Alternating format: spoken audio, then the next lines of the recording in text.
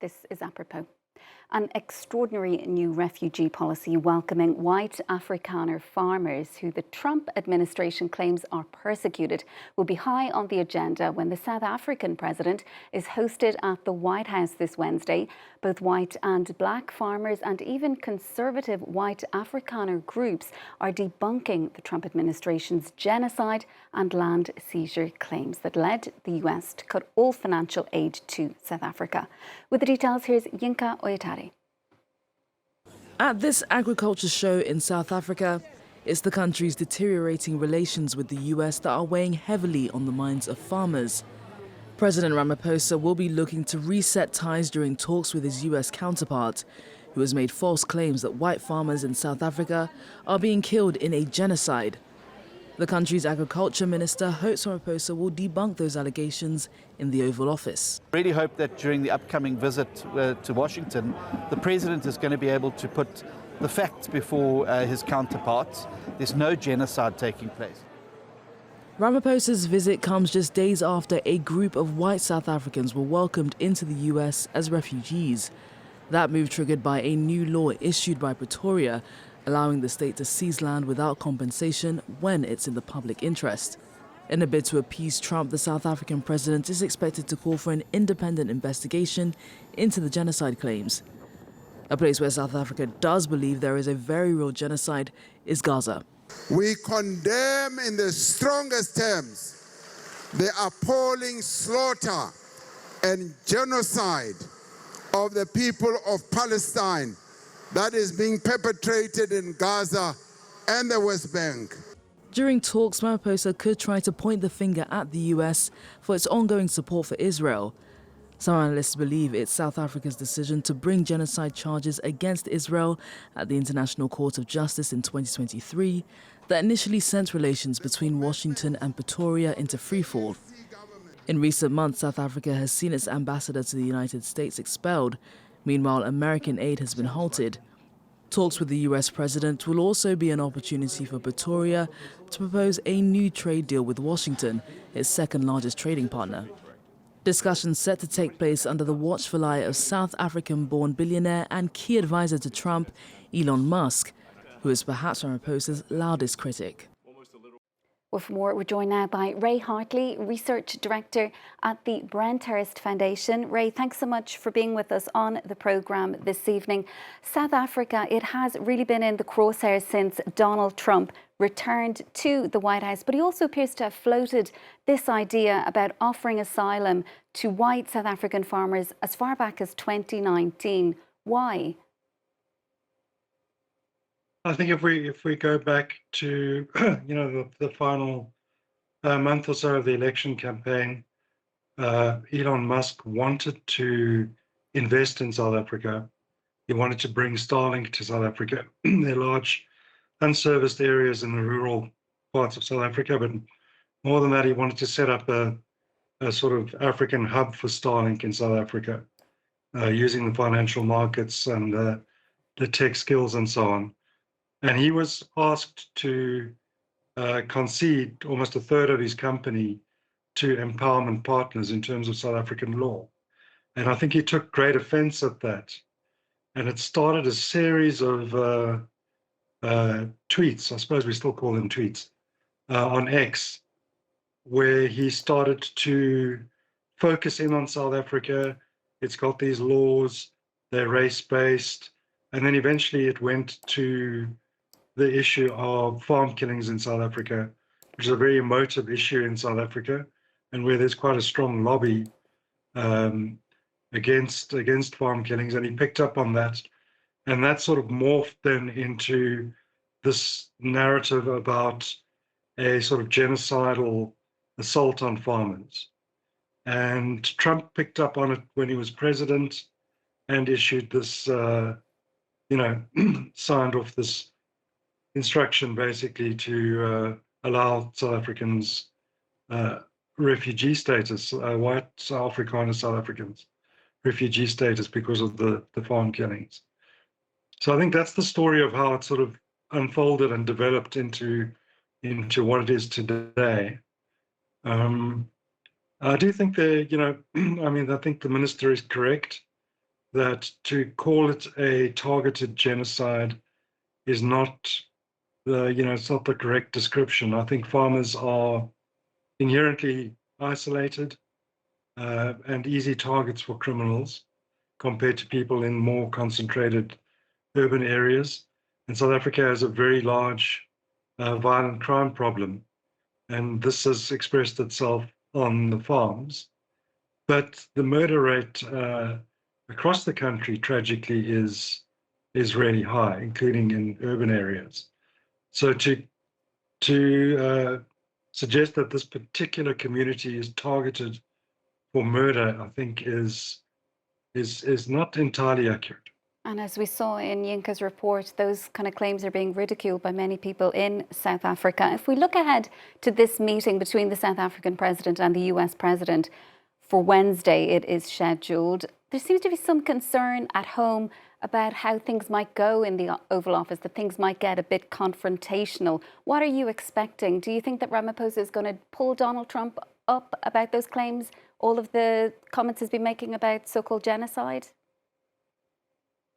Yeah, I think that Ramaphosa tends to wear several hats. There was a clip of him that you showed earlier where he was at a party meeting, with a whole lot of party acolytes and so on.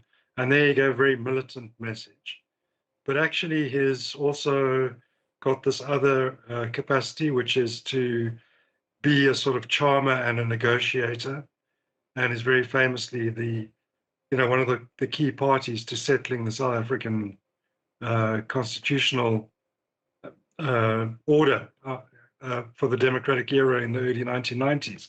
So he can be that kind of operator, and he can be quite disarming as well. And I expect that, I think the country's hoping, let's say, that is the Ramaphosa that pitches up at the White House and mends these bridges, because the exports to the US are actually pretty vital to the economy. We have, a very struggling manufacturing sector in South Africa, and many of those exports go to the US and earn valuable foreign currency.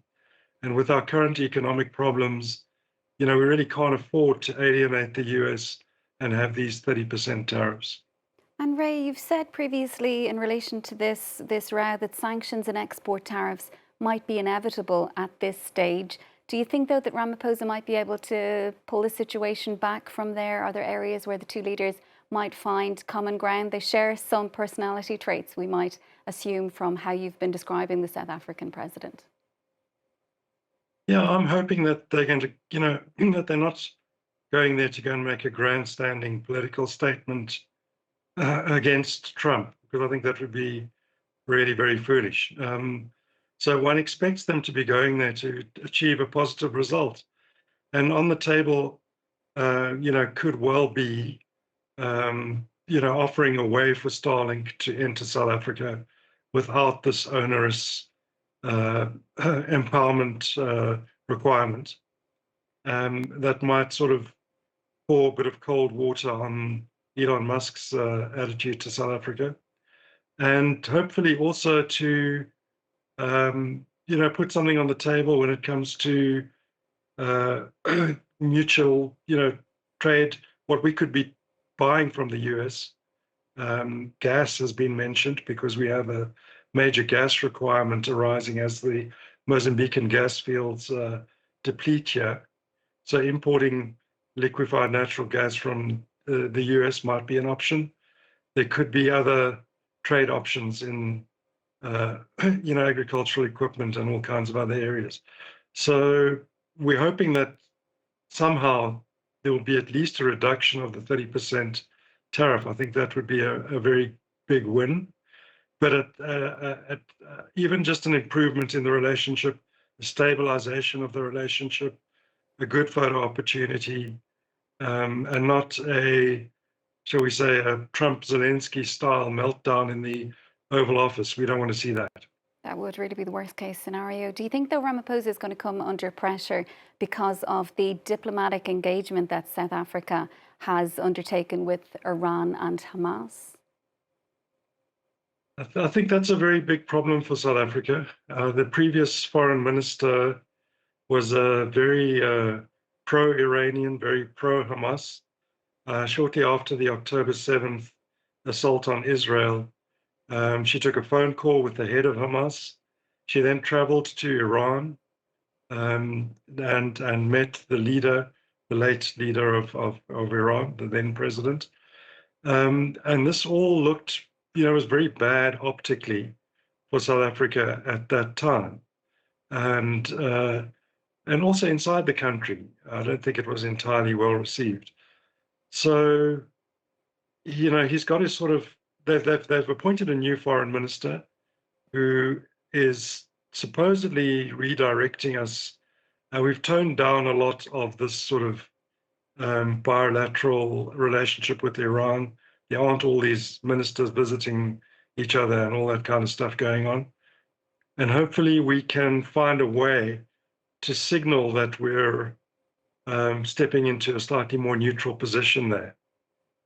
And Donald Trump, he's been very critical of, South African foreign policy, as we're saying, but particularly the decision to take Israel to the UN's top court to accuse it of genocide. Do you think that Ramaphosa is going to go there in his conversation with Donald Trump to perhaps accuse him of turning a blind eye to what's been happening in Gaza? Yeah, I think that, there have been interesting developments over the last week or so, and also more recently today. The US has kind of seems to be a little annoyed at the moment with the current offensive that's taking place there. And I imagine that it could be an opportunity for Ramaphosa again to find a way. I think withdrawing the case would be such a major climb down and an embarrassment that it's probably very difficult for him to do that. I mean, that would be the easy way to do it. But there are other measures that can be taken. For example, restoring diplomatic contact, because we withdrew our ambassador from Israel and we asked that the Israeli ambassador leave South Africa. So whereas all the countries of the Middle East and Russia and China and everybody have their embassies in Tel Aviv, we don't. We're sort of an outlier, on the sort of extreme end there. So it's possible for us to maybe, think about restoring those diplomatic ties. And it's possible to have those ties continue and have the case continue as well. And then look for an opportunity for us to be slightly more even-handed. Ray, we'll have to leave it there for now, but thank you so much for being with us this evening. We do appreciate your time on the programme. That's Ray Hartley, Research Director at the Brenthurst Foundation.